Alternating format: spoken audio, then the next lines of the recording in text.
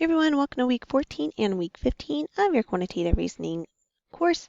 I'm very proud of you guys for all making it this far. So I did combine our last 2 weeks into one announcement. So what we got going on is you will have your Unit 4 wrap up, which will be due by the 21st. Any makeup work will also be due by the 21st, so you will be losing access to any late assignments after that. So any quizzes, notes, things like that, you won't be able to access after Friday 4/21. So please make sure you guys are getting all your late work in if you have any. And then when your end of semester project is graded, if you need to make revisions, that'll be due by the 28th. So do please note that the last day of the semester is Saturday, April 29th, and after that date, you will no longer be able to access the course.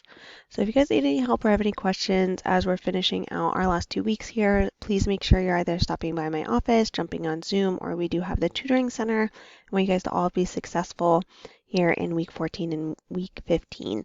I look forward to hearing from you guys. Again, if you have any questions, please make sure to reach out.